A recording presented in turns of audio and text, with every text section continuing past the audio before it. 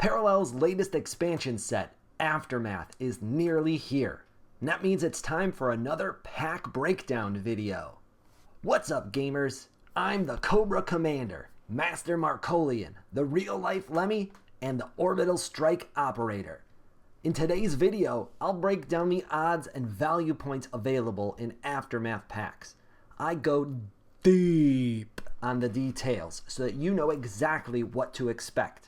Over the years, I have correctly called if each pack would be positive EV or negative EV. Aftermath packs are different, and the answer this time around is a little bit less black and white. If you're only interested in the summary, I have time-stamped that below. When looking at the packs, we first need to consider the breakdown. Parallel has always been really transparent about the contents of their packs, and Aftermath is no different. This chart breaks it down really nicely. There are 10 cards in each pack. 9 of them have Tier 2 odds, which you can see at the top, and 1 of them has Tier 1 odds, also at the top. Tier 2 odds mean no legendary possibility at all, no rare SEs, and no prime pulls. 90% of them are going to be common or uncommon first editions. These cards generally have very low secondary value. They are for playing with, and they're the ones that you're going to want multiple copies of. The pack excitement for these 9 Tier 2 pulls is whether or not you can get an SE, common or uncommon, or a rare FE. The rare first editions that players want in their deck are going to have decent secondary value, and we'll explore that more in a moment. The popular special edition commons and uncommons will have some value as well because those earn a little bit more prime. At 5% odds for a rare first edition card in 9 tries, you're going to average less than 1 per pack, but should see them fairly often. The SEs are going to be a bit more rare. If a large portion of packs don't sell, which at this price point I think is very likely, keep an eye on your common and uncommon SEs and their supply in the secondary market. There's bound to be a couple of them that have an unusually low population. The single Tier 1 pull is where most of the excitement is going to come in. The range of outcomes here is high, and this card is going to make or break the value of 99% of packs. The most likely result here is a rare special edition at 38.4%, followed by a legendary first edition at 28.2%. Those values are going to depend largely on if they are good and popular cards or not. We'll be happy with pulling a Logistics Mastery, for example, because that card is awesome, but not all of the legendaries are that strong. Parallel does have plenty of set collectors, so there's going to be some demand for pretty much all of the cards post-drop, but it slows heavily for the not-so-great cards to play. Of course, balance changes happen frequently, and they can dramatically shift the value of our cards. Legendary SEs will hit about 6% of the time, and prime pulls over 7% of the time. That's a combined 14% chance and is pretty good. These are going to be exciting pulls. Legendary SEs only have 250 supply. Planetfall Legendary SEs are selling for at least $50 today, and in the post-drop hype, the Aftermath SE Legendaries are likely to be 100 plus. So, what are the prime pulls? They always vary, and in Aftermath, this chart breaks down what they look like. Masterpieces are the true chase cards. They're one-of-one editions that can be staked to earn some passive income. There's 65 of them according to this.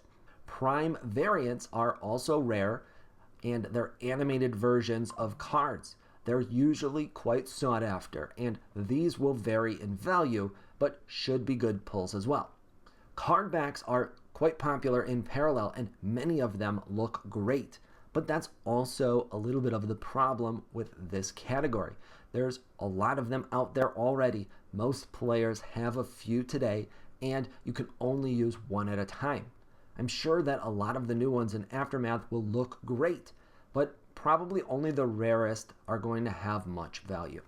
Art cards are awesome and very rare. In fact, there's only 56 in this set, which makes them rarer than the masterpieces. Interesting. Finally, the most common prime pull will be a redeemable. These are new in Aftermath, so let's take a look at what we know about redeemables today.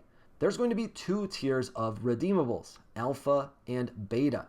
The items available for redemption will include masterpieces, avatars, prime variants, natural language cards, and special edition legendaries. Very, very cool. Now, we really don't have enough details about these redeemables to put a figure on them yet, but everything in here is good. Natural language cards are quite popular, and they're special editions of cards that also earn more prime. Avatars and masterpieces are quite valuable, and those will be awesome pulls. Plus, more prime variants is always fun. The potential here is high, so these are going to be winners at least on pack day. So that's everything that you need to know about the packs. Let's go back to the main chart for a second though, because the center here makes it really, really clear in terms of what you should expect in every pack you open. The chart says we should expect to find 6.88 common first edition cards and 1.34 uncommon first edition cards in every pack that we open. Each pack has 10 cards total. 8.2 of them are going to be uncommon or common first editions, and those cards are generally only worth around $1 to $5. That means that you're going to walk away with approximately $25 to $35 of total value from 8 or 9 of the cards in each pack almost every time that you open. At the time of recording, Prime is about $9, so these packs are about $100 each. As I said, most packs value is going to come down to that single tier 1 pull. So let's look at some estimates there. Now keep in mind, we have a major new factor to consider this time around. Aftermath cards will be playable on November 25th, just 2 days after the pack sale. That means that the strength and popularity of the cards will matter immediately, and we should have a good idea of which ones are really strong cards right away. Also, based on previous trading, it's likely that the early secondary prices are higher than the long-term prices of cards. We'll be comparing to the current Planetfall secondary prices, which is generally much lower than it was when Planetfall first dropped. Rare special editions are on the low end of our tier 1 pulls. For Planetfall, one of the strongest and most popular rare cards is Triumph of Europa, and its SE is currently selling for $91. Triumph of Mars is going for about $82, and Neve's Dominion is $81. Those are some of the most popular and strongest cards in the rare special edition category for Planetfall. The unpopular, less played rare special editions are much lower priced, around $20, and there's not much volume on those cards either. The average price for a rare special edition is around $40 or $50, but those don't typically sell too often. I do think it's a fair estimate for rare special editions in Aftermath. I expect that the less good rares are going to see not much volume right away. So the rare special editions are going to have some decent variants for sure, but most of those pulls are going to be a loss in value, but typically will be a smaller loss. And that's only when you compare it to the upfront cost of the packs, which we will discuss a little bit later. Now, a rare special edition is the most common result in Tier 1, but it is not the worst, by a long shot, in fact. 6.3% are going to be common special editions, and 13% are going to be uncommon special editions. That's almost a combined 20% or 1/5 of the packs. And these packs are going to sting from a value perspective. These cards are generally not going to be worth a whole lot. For example, Artillery Spotter is a Planetfall common card that is really popular and really strong. And it's going to get even better in Aftermath. However, he's only worth about $15 today. These are the packs that will drag the overall expected value, but it's only going to happen about 20% of the time, just FYI. That said, there's some really good stuff in there too. Planetfall Legendary Special Edition cards range from about $50 to $300 today. Many of them are over $100 each. The Legendary First Edition cards today range from about $40 to $100. We'll see a Legendary of some type in about 35% of our packs. So on the low end, those Legendary pulls are likely going to be about break even, and on the high end, they should be 2 to 3 times the price of the pack.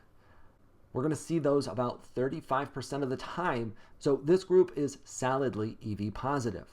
I estimate about a 100% gain on those packs. The 20% that hit a Tier 1 common or uncommon special edition are very negative expected value. I estimate at least a 50% loss on each of those packs. Then we are left with 7 to 8% of packs that have a prime pull. These are by far the toughest to judge, and they have the most variance. The redeemables have some high-end potential as well, which is fun. Masterpieces and art cards are big wins. Variants are probably mostly wins as well, some of them big. Card backs are probably mostly break even, if not a small loss in value, but they are a lot of fun. My guess is that the card backs will drag this down to about a 50% gain on value on average. When we blend all of this math together, and keep in mind it's estimated, these packs have an expected value of around $120. That's about a 20% gain in value on average. But remember, expected value is average value, and it is not guaranteed. But the price of Prime is also going to vary while we wait to open and purchase these packs. So update that math as needed, because 11 Prime could easily become $150 by the time the sale opens. When this is the case, it's because the really good pulls have high value and they pull the averages up. But unless you purchase a lot of packs, and I mean a lot, RNG is going to tilt your personal results in one direction or the other. It's going to be either well above if you hit well, or quite a bit below my estimate if you hit poorly. That means that winners will make a good profit and losers absolutely will not. This is not financial advice, and you should not purchase packs only for investment reasons. Okay, if you've made it this far, it's time for the real alpha.